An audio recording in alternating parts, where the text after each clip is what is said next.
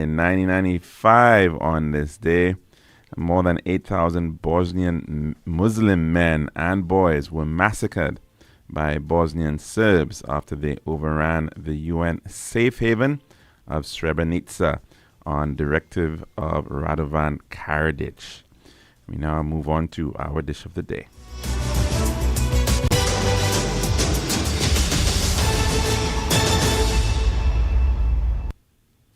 The Daily Dish is brought you the kind compliments of our good friends at Tiles Plus. One tiles for your home, I see.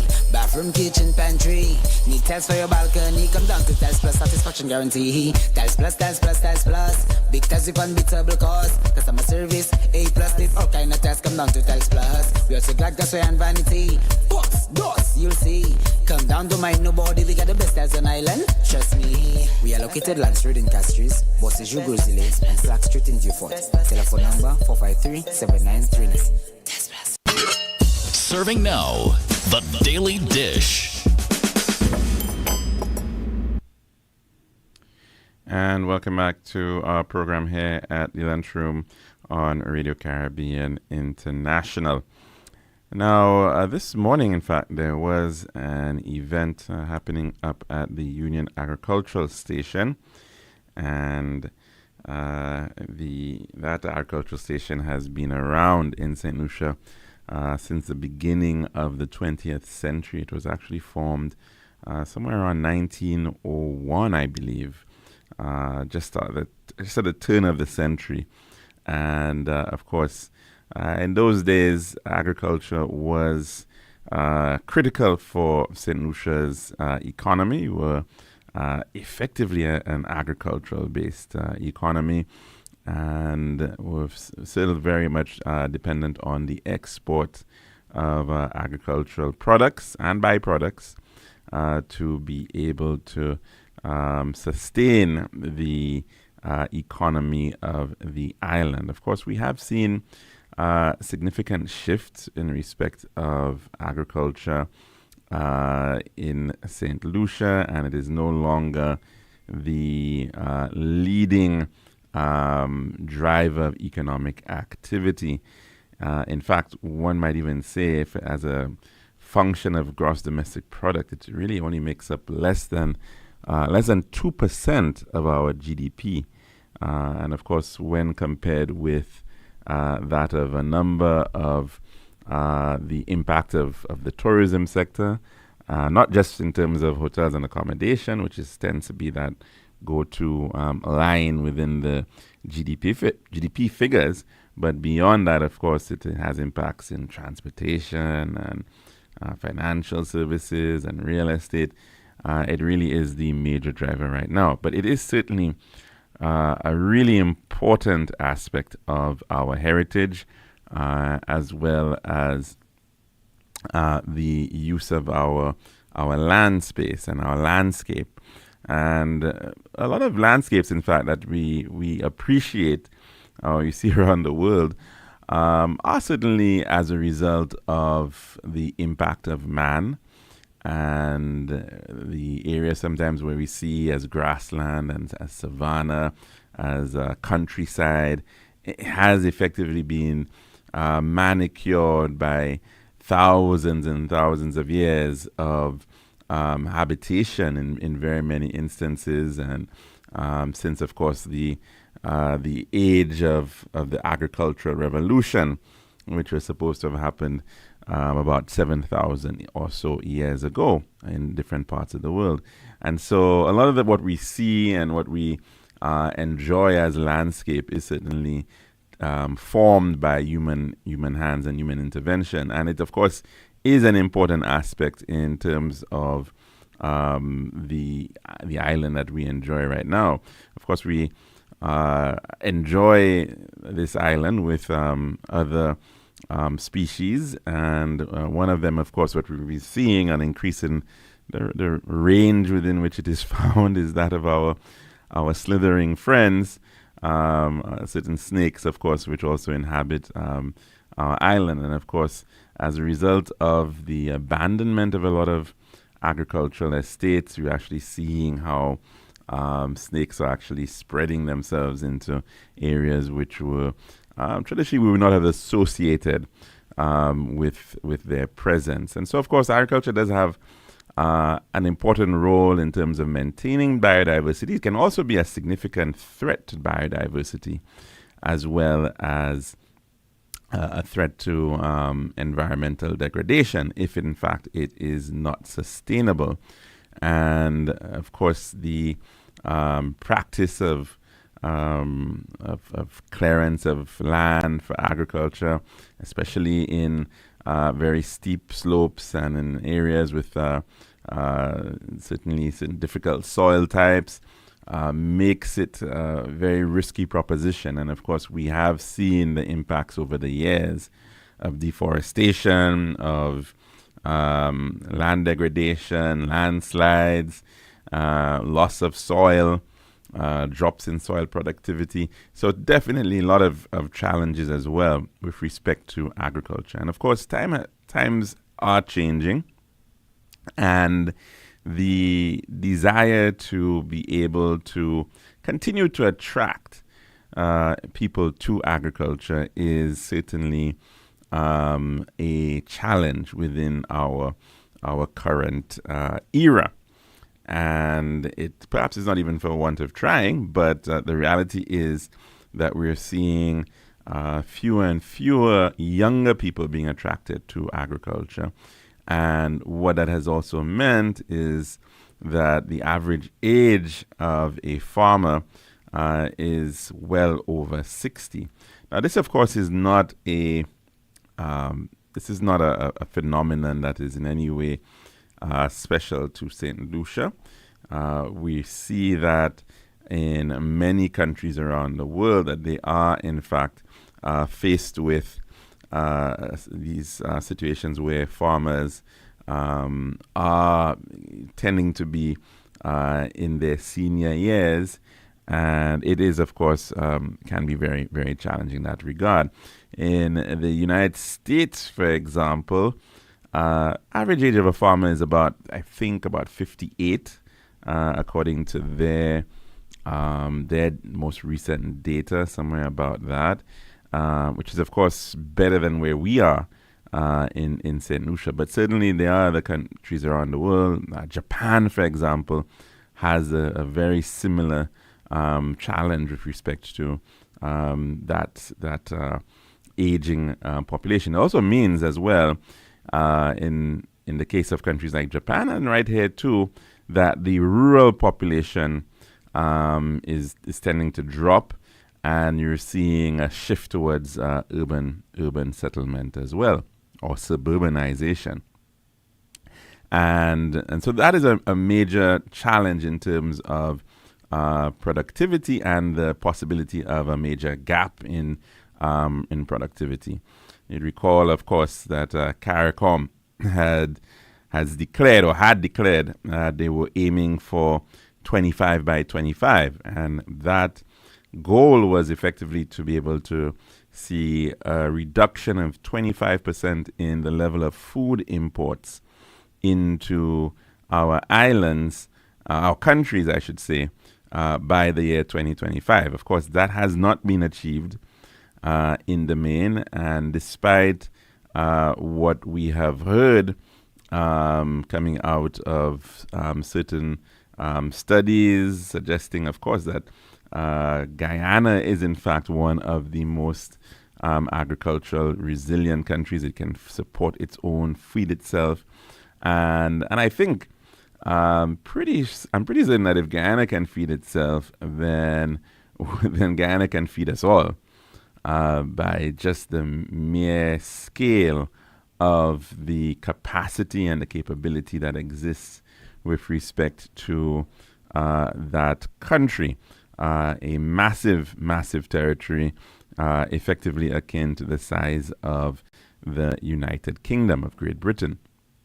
And of course, with a population far, far smaller, with less than 1 million people in Guyana, and even across the entire Caribbean, we're speaking of a population of less than 15 million, when Haiti is included into the mix of the Caribbean community. And so, yes, we should, in principle, be able to feed ourselves in the Caribbean. That should not be a challenge at that point, at this time. And of course, we're seeing, certainly in the case of Guyana, they are leading the way in respect of agricultural output. They have a lot of, as I said, a lot of land resources, a lot of water resources, a lot of potential for agriculture. And despite the fact, of course, they are currently seeing a major economic boom as a result of oil and gas, it is certainly very heartening that they have recognized the importance of their ag sector, and in fact ensuring that they can see their responsibility of feeding the Caribbean as being part of their great efforts. So kudos, of course, to the efforts of Guyana in that regard. And we're seeing already that they are speaking of producing lots of crops that we would not even think of, but are very much staples for what we use. Bread, for example, is dependent on wheat. And they, in fact, in Guyana are looking to become self-sufficient in the production of wheat. And they are expanding wheat production significantly. They're expanding in nearly every crop that you can imagine. And so that is definitely good news overall with respect to the Caribbean. Now, right here in St. Lucia, as I mentioned just today, there was, I guess you could say, an unveiling of an effort in terms of involving innovation in agriculture and trying to tackle that entire need to encourage younger people into the farming sector, into the agricultural sector.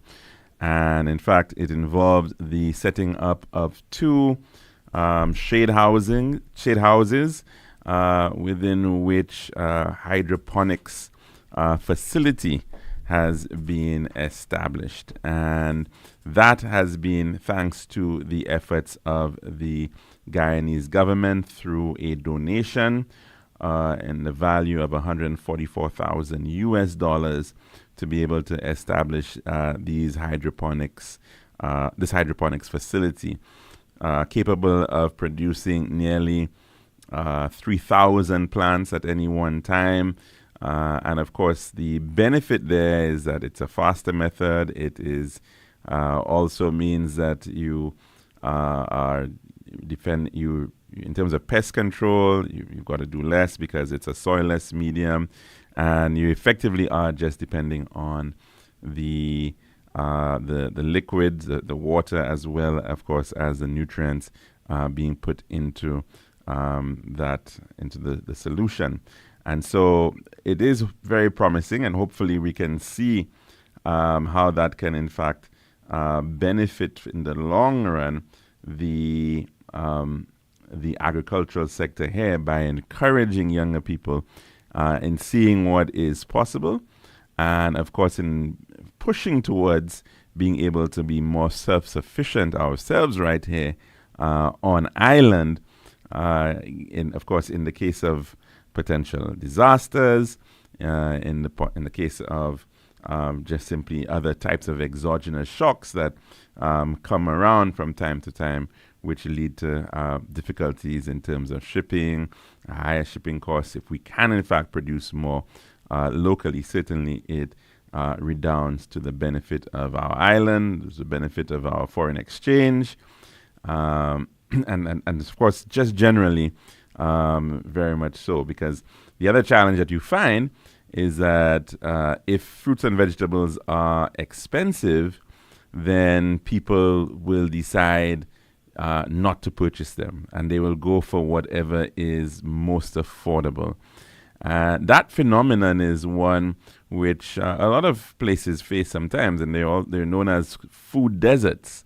that they are there's a dearth of healthy food in certain areas. So some people sometimes look at even parts of New York City, and they do an analysis of what are the shops, what are the stores that are around, and what are these stores actually selling for individuals. And quite often, you don't actually get healthy food. You get lots of junk food on offer. Maybe vending machines promoting lots of sugary beverages or foods with lots of MSG, and so you end up in a situation where you're in an urban space, but in fact you don't have access to healthy foods, and that of course can also be very challenging. So the price point of these items are very important as well. In fact, the Prime Minister was present at this handing over ceremony, which was happening at the Union Agricultural Station, and he did make mention that one of the decisions in light of the VAT reduction on food is in fact ensuring that all fruits and vegetables will in fact now be VAT exempt. And of course, the aim there to be able to ensure that people have a better opportunity to be able to afford those fruits and vegetables. So certainly on that side, on the pricing side, it's important, but on the productivity side, equally important in this regard. And it's certainly good to see that we are partnering more with respect to that of Guyana and the efforts there. And of course, there was that time when there was a very strong connection between Guyana and the other islands right here, of course. And many, many people from these islands went in search of fortune in the Guianas. And that is also leading now with all that is going on in terms of growth in Guyana, significant development, significant flow of investment, and of course major public investments going on right about now, especially in terms of infrastructure. Major 4-lane highways being constructed, a major bypass of Georgetown just recently opened. I think it's the Ogle Highway, allowing for that, and as well a new major bridge over the Demerara River. Of course, that is the river upon which Georgetown finds itself. And again, that allowing for a replacement of the much older pontoon bridge that was existing for some time. So this new high bridge allowing for larger vessels now to be able to go up the Demerara River. And of course, Guyana being blessed with significant rivers that are navigable, like the Demerara, like the Essequibo, the Curratine. So definitely the extent of development right now is very good for Guyana, and by extension for the Caribbean. And it's of course allowing now for a lot of interest in that regard. And just recently, in fact, the St. Mary's College went on a tour of Guyana with students and staff of that institution. And they just wrote a very lovely piece on their experience in Guyana. I just thought I should share it just for the benefit of the listening public. A journey of impact and gratitude. And it was posted on the SMC Facebook page. It says as follows: the St. Mary's College expedition to Guyana was more than a tour. It was a transformative experience built on cultural exchange, educational growth, and regional unity. From the lush landscapes of Linden and the serene beauty of Berbice to engaging medical sessions and visits to indigenous communities, each moment was a thread woven in a vibrant tapestry of connection. We extend our deepest thanks to His Excellency President Mohammed Irfan Ali for the gracious welcome and the spirit of diplomacy, to NAREI, or NAREI, for offering valuable insights into agricultural research and innovation, and for advancing sustainable farming practices and crop development techniques. Factor, the facility simulator at the Guyana Technical Training College, Incorporated, the immersive experience of Factor with its world-class simulation of offshore oil and gas operations, showcase Guyana's bold strides in innovation, safety, and regional empowerment. Thanks for inspiring our students. Dr. Mahendra Karpen and Dr. Andrew Boyle for inspiring insights into Caribbean medical excellence at the Caribbean Heart Institute and Eureka Labs. To CARICOM, Dr. Armstrong Alexis, we were honored to experience firsthand the values CARICOM champions: education, diplomacy, and community.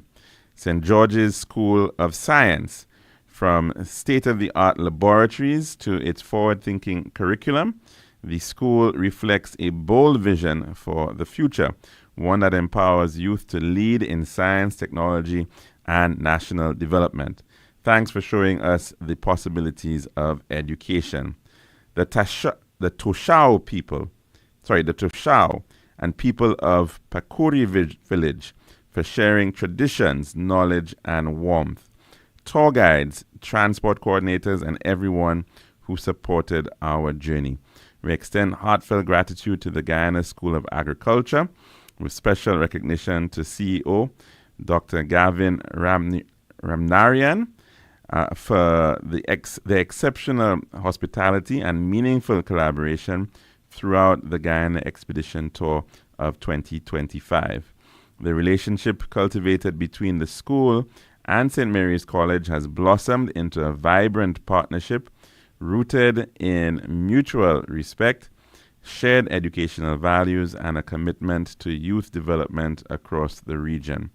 Your generosity in hosting our delegation and providing a home base was instrumental in the success of our journey. We are truly honored by the friendship extended to us, and we look forward to continuing this beautiful connection in the spirit of Caribbean unity. To our students, teachers, parents, and partnering ministries, your energy, curiosity, and dedication made this tour unforgettable. We hope that this ecological expedition to Guyana will become a staple at St. Mary's College and at all schools that wish to explore the richness of Guyana. And that story, as I said, published from St. Mary's College, which just recently led a very large expedition of students who went over to Guyana to visit that country. And of course, thankfully, I suppose it is a little easier now to get to Guyana, given the fact that there is now a direct flight thanks to British Airways. There is now a direct flight to Chedi Jagan International, which allows that easier access to the mainland. And certainly lots of connections with Guyana, as I said. And for those who would have who've gone through the education system right here in St. Lucia, we certainly have a lot to thank for the many Guyanese teachers over the years who came and enlightened and provided that basis of education right here in St. Lucia. That's our dish of the day. And when we come back, we're going to switch gears a little bit, take in our weather report, and then come to our program with the ECCB. This has been The Daily Dish.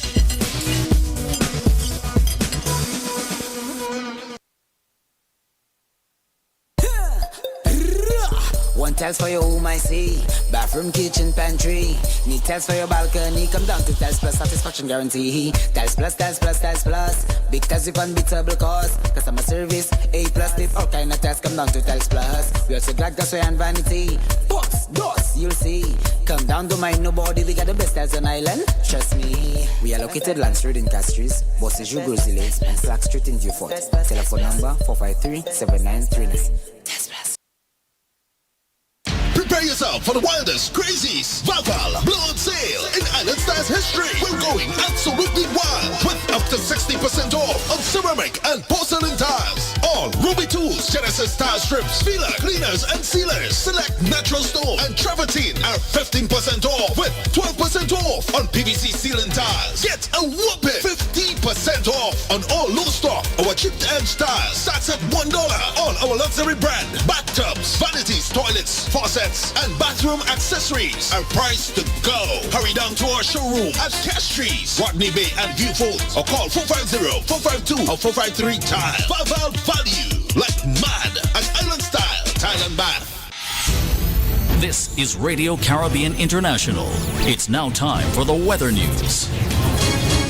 And that's all, of course, on 1.1. It's now time for your weather forecast as of 12 noon today, presented by Island Style Tile and Bath. The forecast for St. Lucia Valley for the next 24 hours. The winds will be blowing from between the east and east-northeast near 22 miles per hour or 35 kilometers per hour with a few gusts. The weather fair and hazy, becoming cloudy at times with a few showers.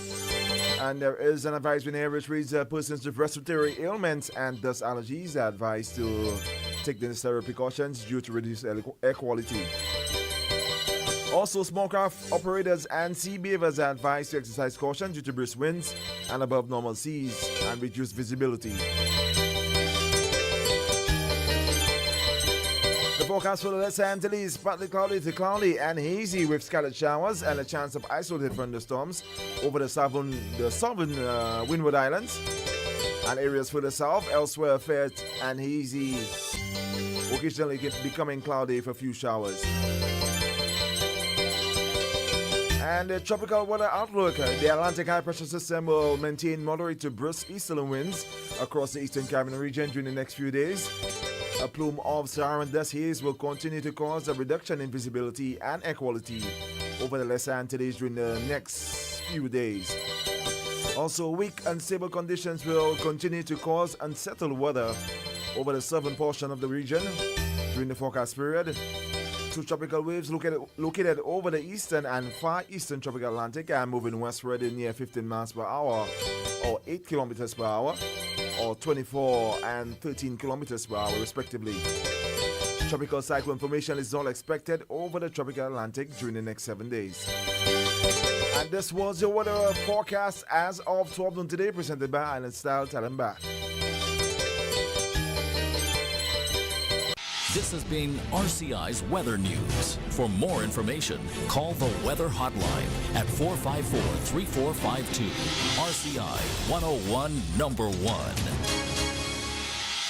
Prepare yourself for the wildest, craziest, Valval blowout sale in Island Stars history. We're going absolutely wild with up to 60% off on ceramic and porcelain tiles. All Ruby tools, Genesis tile strips, feeler, cleaners, and sealers. Select natural stone and travertine are 15% off with 12% off on PVC ceiling tiles. Get a whopping 50% off on all low stock. Our chipped-edge tiles starts at $1 on our luxury brand. Bathtubs, vanities, toilets, faucets, and bathroom accessories are priced to go. Hurry down to our showroom at Castries, Rodney Bay, and Viewfold, or call 450-452 or 453 Tile. Valval value like mad at Island Style Tile and Bath.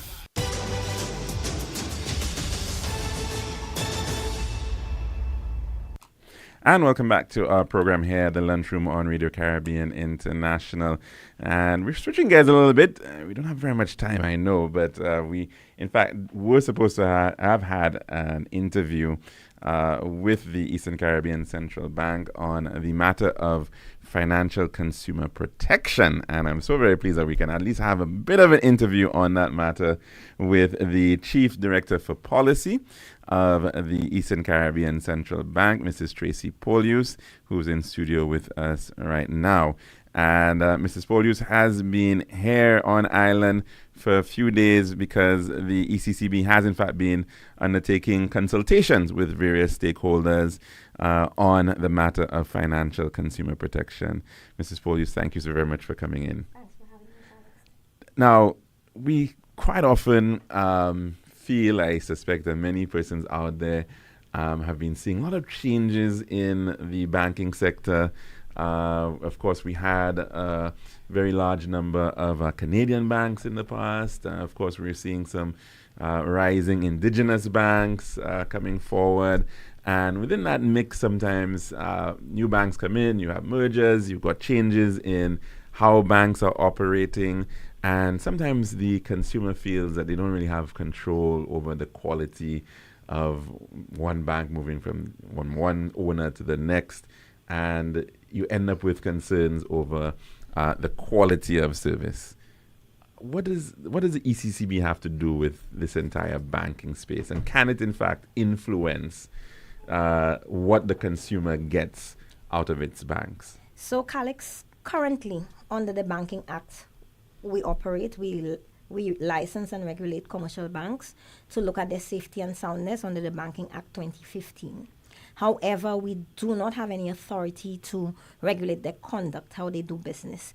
So this reform that we are currently undertaking is looking at examining their conduct, what we call financial conduct or market conduct, how they do business with their clients.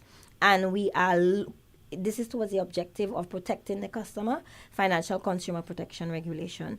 So this reform we hope to commence sometime next year once the amendments to the Banking Act have been passed. These amendments are called the Banking Amendment Bill 2024.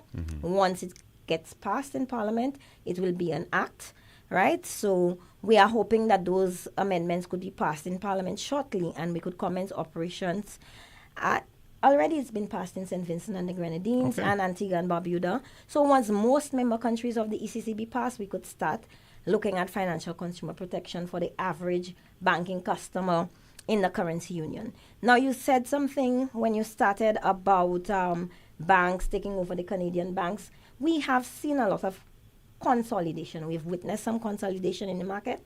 So the market share of some of our indigenous banks is becoming bigger. And with that, it means that they have more market power, right? And it's therefore important to be able to protect consumers when institutions become more powerful in the market.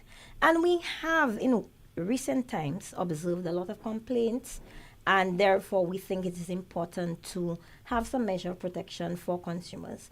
But more importantly, technology. Leveraging technology comes with a lot of risk, fraud, scams, and the like. And it is important that consumers are protected from those, and there's also the risk of exclusion. Because there are people who are afraid of the technology, they don't want to use it, and therefore you don't want to exclude those people from the market, like the older people, those who are not very literate, and so on. So these reforms are targeted towards all those objectives. Well, you've already touched on so much in such a very short space of time, but just to quickly summarize what you're saying, the older legislation was more concerned about the soundness, the financial soundness of the institution, whether, all these ratios about how liquid they were, but not so much about how the bank interfaced and dealt with the average consumer. Correct. And now this gap is in fact being introduced through these amendments that you're bringing forward. Right. So we've amended the Banking Act, and now we have a section in the Banking Act dedicated for microprudential supervision, which is looking at their safety and soundness, their capital, their liquidity, so you could have your monies when you come for them. But we also have a section called financial conduct or market conduct regulation that will look at protecting consumers from abusive practices and providing avenues for them to have their complaints addressed within the banking system. Right. So one of the requirements is that each bank will have to establish a complaints handling mechanism, right? And when a consumer has an issue, that's the first port of call. If it's not resolved to the customer satisfaction, then they can come to the ECCB, where we have a department that will be attending to that. It will be called the Office for Financial Conduct and Inclusion, and we will investigate the complaints. We'll investigate and we'll rule on it. And if the customer is still not satisfied, the customer could appeal to what we call the Dispute Resolution Commission under the Act. And that Dispute Resolution Commission will comprise of 3 persons, one being an attorney at law, and that person will be the chairperson. And the commission will investigate and adjudicate and make a decision. And we hope that the customer could be satisfied after it gets to that stage. But if the customer is still not satisfied, then the customer has recourse to the courts, the High Court. Now, I mean, as you mentioned, the matter of technology is a whole other one. I don't want to get into that as yet, but we do have to touch on it. But the issue of the conduct of banks, it's fair to say that banking is a regulated industry. Correct. And so within that context, one might expect that there would be certain controls over what banks can and cannot do, Yes. especially in terms of maybe things like what fees they can set or what they cannot set. Is that also going to be captured within this legislation? So within this legislation, the central bank has the power to cap fees, but it is a may and not a shall. So we will issue what we call codes of conduct under that piece of legislation. Those codes, one of the codes of conduct we plan to issue is called methodology for pricing. So that code of conduct will guide banks as to how they set prices on the financial products and services they offer customers, right?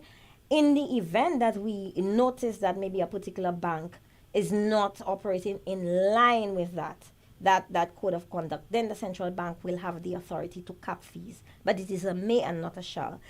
The reason why it is not a shall, because it's going to be very administratively cumbersome to look at every financial product or service at every bank and cap those fees. So it is to limit abuse, and that is why it is a may. Now, of course, you mentioned the issue of technology, and it's definitely the elephant in the room on so many different levels. The matter of what people can and cannot do with interacting with banks. I know one of the issues that we're seeing now is that you may have a check from a bank, for example, but you may not be able to actually cash that check unless you actually have an account with the bank. Are those types of processes also going to be captured within this legislation? Yes, they will be addressed. So we recognize that payments is really the engine for the operation of the economy. And while we may want to see a reduction in the amount of checks utilized over the in the economy over time, we don't anticipate that checks will ever go away completely. And so there must be a mechanism to facilitate persons cashing their checks. And therefore, that practice is perhaps one of the practices that we will look at and examine, and perhaps create a code of conduct for banks as to how they engage with customers on that matter. Because it can be a little vexing and, frustrating that you have a check, you've worked for that money from a particular entity, but you cannot deposit or cash that check because you don't have an account at the bank. So that is something that we'll look at and work through and determine how best we can address when we develop and design our codes of conduct. That came up during our consultations, actually.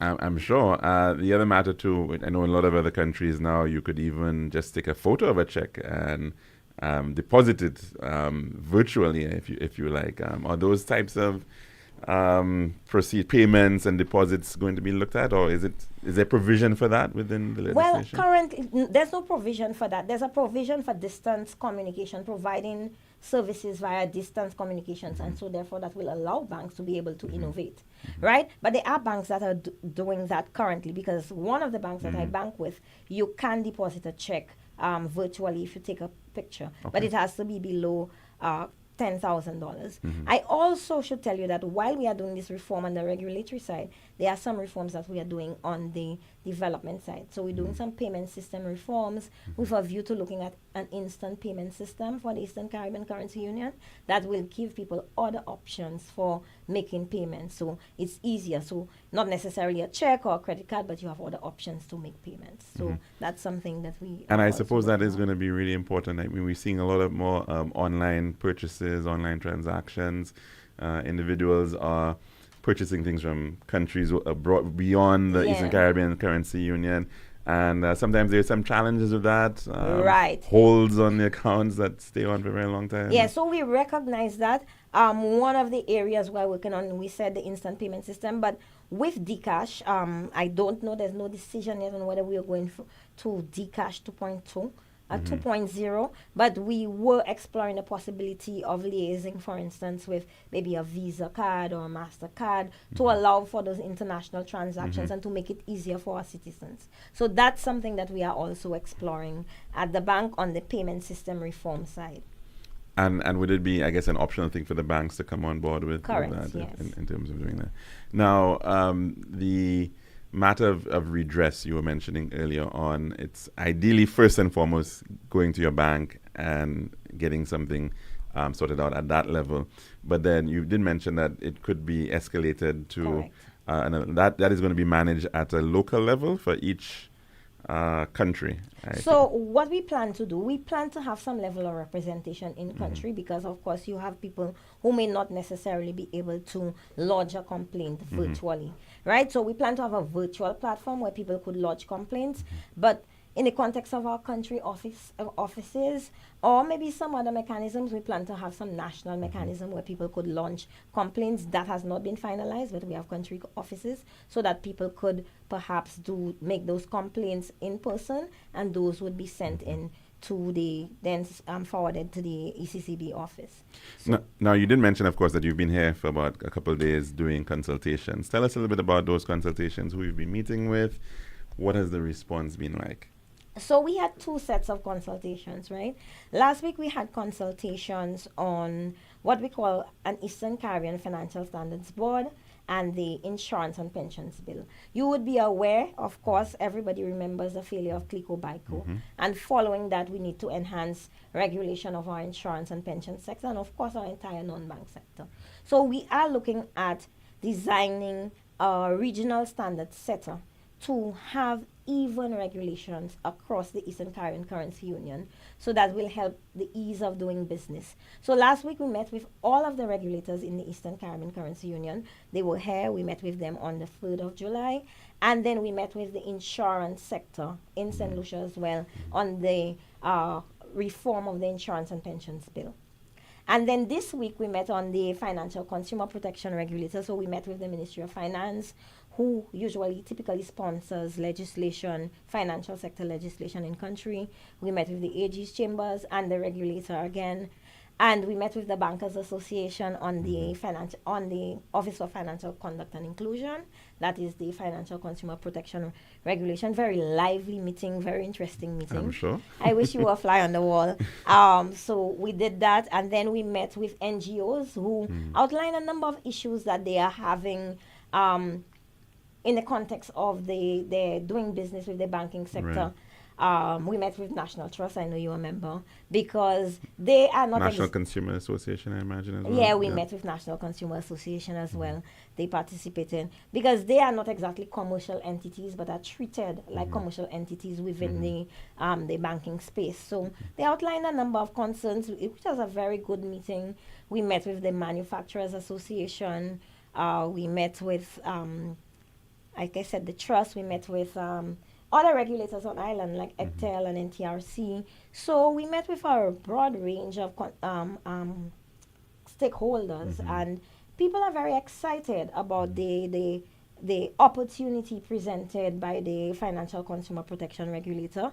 They feel that it is a timely reform, and people are looking forward to implementation.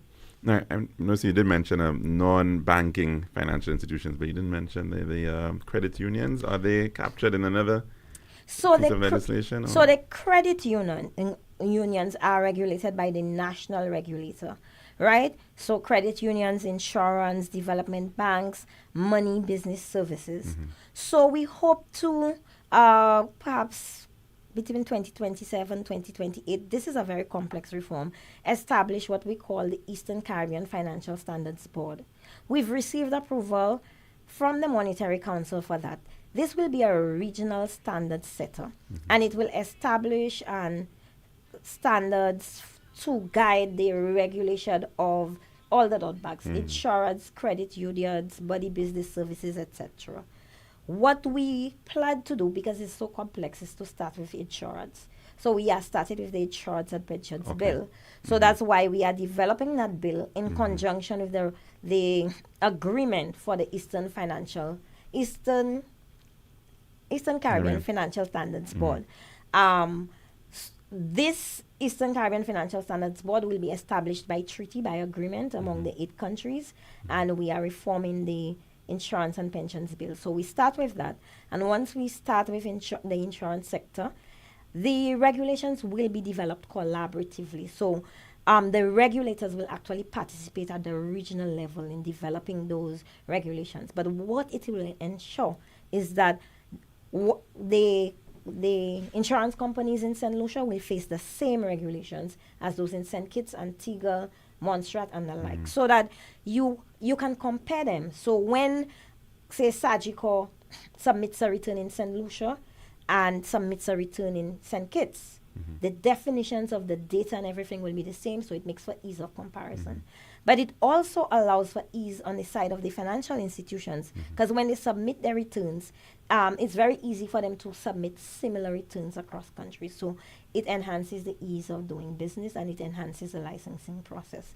So we hope that credit unions we will bring credit unions on board as we go along. Once we have, if you do the insurance companies, you must have some difficulties once. So then after that, you bring in credit unions, and we'll bring in the other financial institutions as we go along, because all of the pieces of legislation will have to be reformed. So the cooperative societies bill, all of those will have to be reformed over time. You did also mention money services, and I'm wondering, in terms of these entities that provide short-term loans, they would also be encapsulated within this, under this board. And we plan to do both conduct regulation, that's the financial consumer protection, and the microprudential, which is the safety and soundness, under the ambit of this financial standards board. I should also tell you it will be an independent agency, so it is not going to be within the ECCB. That is going to be an independent body. Okay. Now, in terms of, there's a shift, of course. People are looking as to how they can invest their funds, not keeping them necessarily in a traditional bank. That sector, is it going to be under the ECSC, or how is that going to be managed, especially if we're seeing more increasing interest in investment? So we actually have a securities regulator, a regional securities regulator. It's called the ECSRC. So it's the Eastern Caribbean Securities Regulatory Commission. So it regulates securities for all of the Eastern Caribbean Currency Union, and it's actually based in St. Kitts. So it's based on the ECCB campus, but again, it's an independent body. So that body regulates securities. So it would regulate like the Eastern Caribbean Stock Exchange. It would regulate, for instance, the new mutual funds that have been established at the Bank of St. Lucia, at the board that is UTC offered by UTC. It will regulate those entities. But virtual assets are regulated by the national regulators. So any virtual or digital assets that are regulated by the national regulators in country. So most countries have what we call a virtual assets bill that regulates virtual assets such as cryptocurrencies and the like. Now, of course, we've been seeing, you mentioned the issue of scams, and that has been a concern of late across the Caribbean and the world. People coming and suggesting, hey, you can invest in this, and they use that term very loosely, of course, about investment. The thoughts of the ECCB on this matter? Well, the ECCB, we need to do a substantial amount of financial literacy. And that is something we've recognized, because our people still keep getting caught up in scams, right?